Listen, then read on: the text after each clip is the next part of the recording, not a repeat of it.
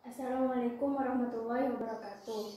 Perkenalkan, nama saya Cindy Septianza, absen 10 dari kelas 12 IPS 1. Pada kesempatan kali ini, saya akan menjelaskan materi mengenai jurnal umum, buku besar, dan raja saldo.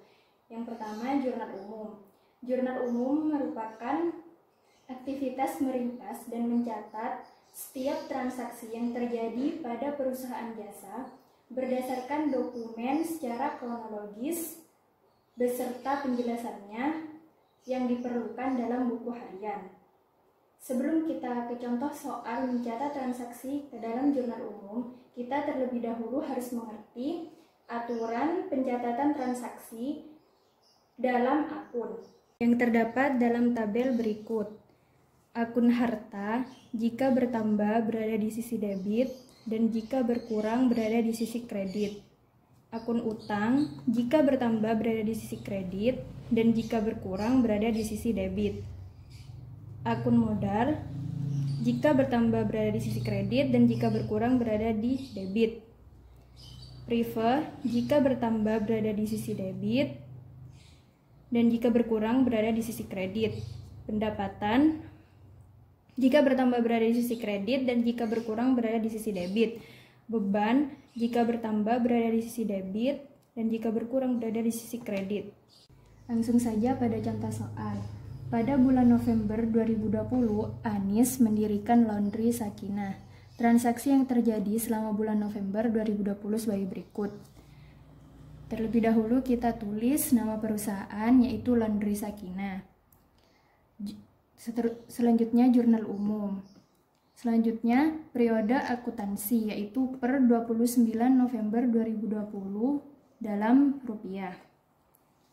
Pada tanggal 1 November, Anis menyetor uang tunai sebesar 14 juta sebagai modal usaha. Berarti akun yang mengalami perubahan yaitu akun kas bertambah. Kita tulis tanggal 1 November. Yang mengalami perubahan yaitu kas bertambah berarti berada di sisi debit 14 juta. Kemudian modal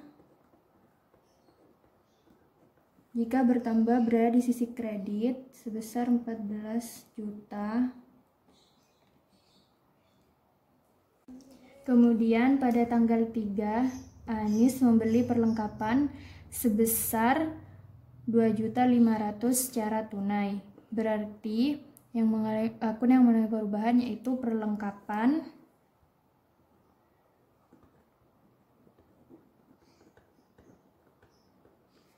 bertambah berada di sisi debit sebesar 2.500.000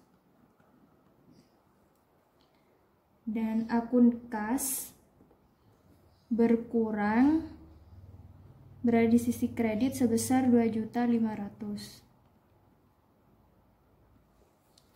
Setelah semua transaksi tercatat dalam jurnal umum, kita lihat jumlah antara sisi debit dan sisi kredit.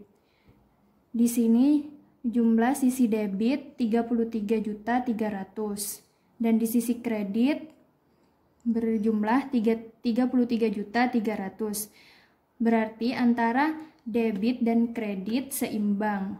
Selanjutnya yang kedua, buku besar. Buku besar adalah kumpulan akun untuk meringkas transaksi yang telah dicatat di jurnal. Buku besar dikelompokkan menjadi 3, yaitu bentuk T-account, bentuk 2 kolom, dan bentuk bersaldo. Buku besar digunakan untuk mencatat akun harta, utang, modal, pendapatan, dan beban secara terpisah dan terperinci. Berikut contoh tabel bentuk buku besar. Yang pertama, bentuk T-account. Penulisannya di atas nama akun, di sisi kiri debit, di sisi kanan kredit. Kemudian yang kedua, buku besar bentuk 2 kolom. Di sisi kiri atas nama akun, di sisi kanan atas nomor akun. Dalam bentuk 2 kolom terdapat tanggal, keterangan, referensi, debit. Begitu pula dengan kredit. Di sisi kredit yaitu tanggal, keterangan, referensi, dan kredit. Kemudian yang ketiga, buku besar bentuk bersaldo. Di sisi kanan atas, di sisi kiri atas nama akun, di sisi kanan atas nomor akun. Pada bentuk bersaldo terdapat tanggal, keterangan, referensi, debit, kredit, serta saldo debit dan kredit. Di sini saya akan menjelaskan buku besar bentuk bersaldo. Yang pertama, akun kas dengan nomor akun 111. Kita lihat kembali pada jurnal umum, mana saja transaksi yang termasuk dalam akun kas. Di sini pada tanggal 1 November, 2 November, 3 November, 6 November, 15 November, 20 November, 24 November, serta 29 November. Yang pertama pada 1 November di sini perubahan kas terjadi karena setoran modal. Kita tulis 1 November setoran modal.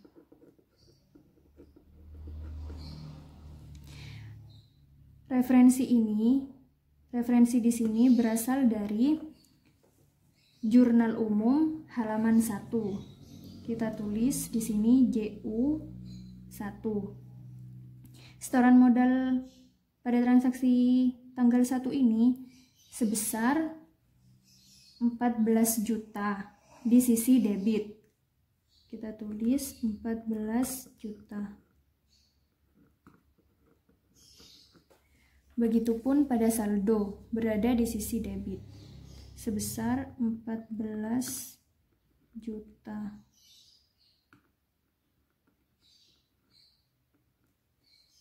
Kemudian pada transaksi tanggal 3 pembelian perlengkapan, kita tulis tanggal 3 membeli perlengkapan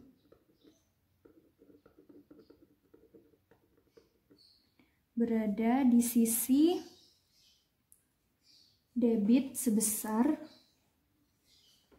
berada di sisi kredit sebesar 2.500.000. Di sini jika transaksi yang pertama itu berada di debit dan transaksi yang kedua berada di kredit, maka dikurangi. Jika sama-sama berada di debit, yaitu ditambah.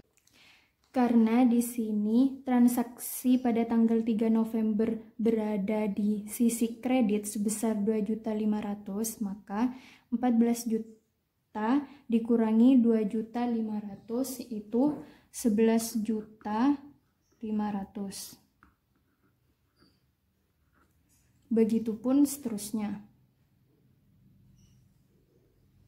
Kemudian yang ketiga, neraca saldo. Neraca saldo adalah kumpulan saldo dari akun di buku besar. Penulisan setiap akun disusun sesuai urutan yang ada di dalam buku besar. Berikut contoh bentuk neraca saldo. Yang pertama, kita tulis nama perusahaan, kemudian neraca saldo, dan di bawahnya periode akuntansi. Pada tabel di sini, nomor akun diisi dengan nomor kode akun. Nama akun di sini diisi dengan nama akun sesuai urutan nomor akun. Dan di debit diisi dengan jumlah saldo akun yang bersaldo debit. Dan di sisi kredit diisi dengan jumlah saldo akun yang bersaldo kredit. Langsung saja kita ke contoh soal. Di sini nama perusahaan yaitu Laundry Sakinah. Di bawahnya neraca saldo. Dan periode akuntansinya yaitu per 29 November 2020 dalam rupiah. Kita lihat pada buku besar. Yang pertama yaitu akun kas dengan kode akun 111. Kita tulis di sini 111 nama akun kas. Kita lihat di sini akun kas sebesar 16.700.000 di sisi debit. Kita tulis di sini di sisi debit sebesar 16.700.000. Kemudian yang kedua, akun piutang usaha dengan kode akun 112. 112 piutang usaha. Di sini saldonya berada di debit sebesar 3 juta. 3 juta. Kemudian yang ketiga, akun perlengkapan dengan kode 113. 113 perlengkapan sebesar 2.500.000 di sisi debit. 2.500.000. Setelah semua akun yang ada di buku besar dimasukkan ke dalam neraca saldo, kita jumlahkan sisi debit di semua yang ada di sisi debit dan semua yang ada di sisi kredit. Di sisi debit mendapatkan hasil 28.500.000 dan di sisi kredit juga mendapatkan hasil 28.500.000. Berarti antara sisi debit dan kredit itu seimbang atau balance. Sekian penjelasan dari saya, kurang lebihnya mohon maaf. Wassalamualaikum warahmatullahi wabarakatuh.